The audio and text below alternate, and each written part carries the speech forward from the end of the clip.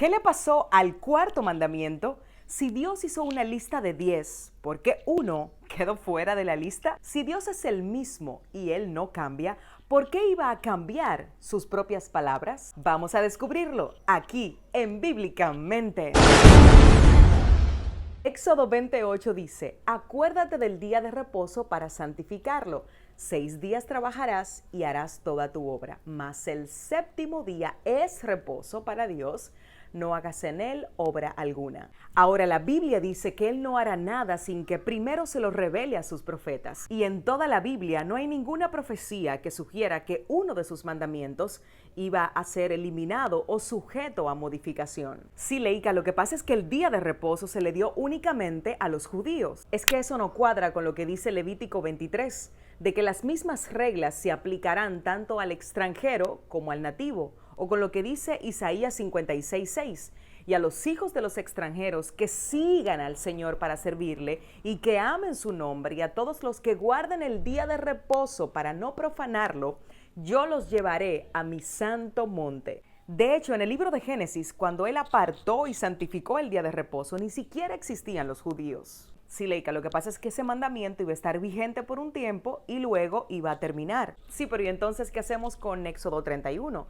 Guardarán el día de reposo celebrándolo por sus generaciones, por pacto perpetuo, y será señal para siempre entre mí y los hijos de Israel. Sí, pero es que Pablo dice que nadie os juzgue en comida o en bebida, entonces mejor deja eso así. No, vamos a leerlo. Por tanto, nadie os juzgue en comida o en bebida, o en cuanto a días de fiesta, luna nueva o días de reposo. Colosenses 2:16. La pregunta es, ¿nadie te juzgue por qué? ¿Nadie te juzgue porque no guardas un día específico? ¿O nadie te juzgue porque sí guardas un día? Porque ambas preguntas son válidas. Vamos a leer este versículo en su contexto y no como un versículo aparte. Mirad que nadie os engañe por medio de filosofías y huecas sutilezas, según las tradiciones de los hombres, conforme a los rudimentos del mundo y no según Cristo, porque en Él habita corporalmente toda la plenitud de la deidad, estáis completos en Él fuiste circuncidados, sepultados en Él, resucitados con Él, estabas muerto en pecado, ahora tienes vida. Él anuló el acta de los decretos. Él está diciendo, ustedes están en una nueva vida en Cristo. Por tanto, nadie te juzgue de que tú estás guardando la palabra de Dios. No tiene ningún sentido de que Pablo diga, mira, tú tienes una nueva vida en Cristo, ahora tú moriste con Él, resucitaste con Él. Ah, por cierto, no importa que nadie te juzgue porque no estás guardando el día de reposo. No tiene sentido eso. Leica, sí, pero Pablo es claro. Mira, él dice, ¿por qué como si vivieses en el mundo os sometéis a preceptos tales como no manejes, ni gustes, ni aun toques? Ah, tienes que leer el versículo 22. Dice, en conformidad a mandamientos y doctrinas de hombres. Eso no tiene nada que ver con las instrucciones de Dios. Ajá, Leica, ¿dónde tú vas a dejar a Gálatas 4:9? ¿Cómo es que os volvéis de nuevo a los débiles y pobres rudimentos a los cuales os queréis volver a esclavizar? Guardáis los días, los meses, los tiempos, los años. Me temo de vosotros que haya trabajado en vano. La clave de todo siempre es el contexto. Lee el versículo anterior. Ciertamente en otro tiempo, no conociendo a Dios, servíais a los que por naturaleza no son dioses, mas ahora conociendo a Dios, o más bien siendo conocidos por Dios, ¿cómo es que os volvéis de nuevo a los débiles y pobres rudimentos? Y por ahí sigue. Pablo está diciendo, ustedes quieren volver de nuevo, escucha, porque esta gente no era creyente, esta gente eran gentiles. Por tanto, Pablo no puede estarles diciendo, se quieren volver a esclavizar, a guardar un día de reposo, porque ellos no conocían a Dios. Pablo lo acaba de decir, ellos no eran creyentes, ellos eran gentiles. Entonces aquí cuando Pablo dice guardan los días, los meses y los años, se está refiriendo a días de fiesta paganas, que como toda cultura que adoraban a otros dioses tenían. Leica, tú tienes que ir a Romanos 14. Ahí Pablo dice que uno hace diferencia entre día y día, otro juzga iguales todos los días. Cada uno está convencido en su propia mente. Ok, lo primero es que Pablo acaba de afirmar en el capítulo 3 de este mismo libro de Romanos, confirmamos la ley. Y ahora Pablo está diciendo que no importa qué día tú guardes, que eso es irrelevante, que solo tú estés convencido en tu propia mente, si el cuarto mandamiento es parte de la ley de Dios.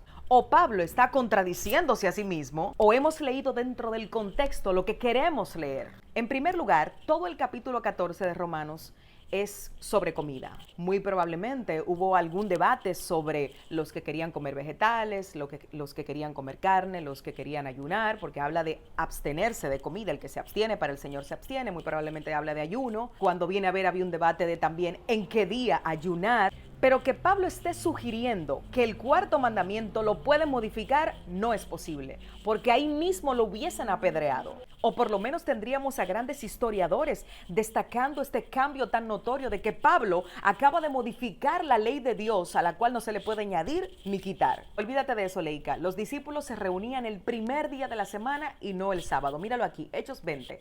El primer día de la semana, reunidos los discípulos para partir el pan, Pablo les enseñaba, habiendo de salir al día siguiente, y alargó el discurso hasta la medianoche.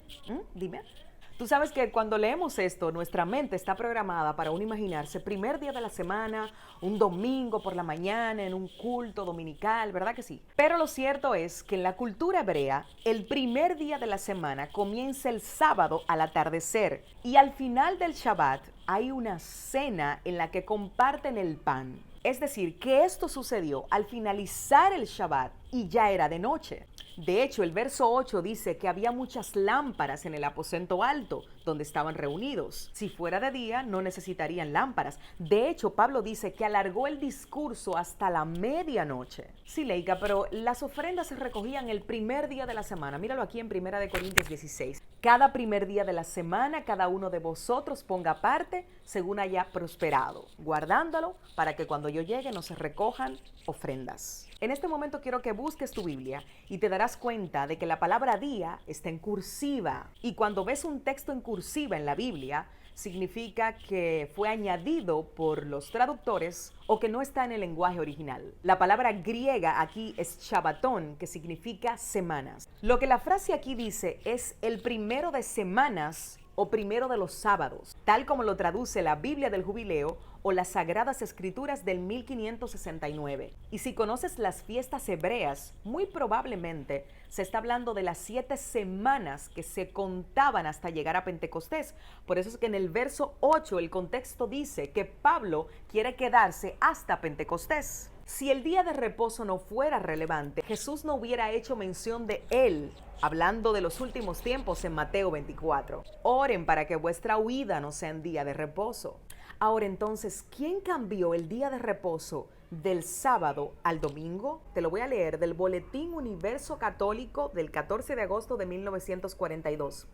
La Iglesia cambió la observancia del Shabbat al domingo por derecho de la divina e infalible autoridad dada a ella por su fundador, Jesucristo. Y al final todo el mundo hace lo que quiere. Nadie descansa, somos adictos al trabajo, no tenemos tiempo para nosotros mismos, la gente se enferma de estrés, muchísimas enfermedades por el estrés, agotamiento físico, porque hay que trabajar horas extras. El planeta no descansa, la tierra no descansa. Cuando el mismo Jesús dijo que el Shabbat fue hecho para el hombre, para que lo disfrutes, para que descanses, para que compartas con tu familia. ¿Tú te imaginas lo diferente que sería nuestro mundo? Y estos días lo hemos experimentado, donde en un día, por lo menos un día a la semana, que no haya monóxido de carbono, que pudiéramos respirar aire limpio, que las familias estén en casa descansando, compartiendo, teniendo tiempo con la palabra, teniendo tiempo con tus hijos, con tu familia. ¿Te imaginas qué diferente fuéramos?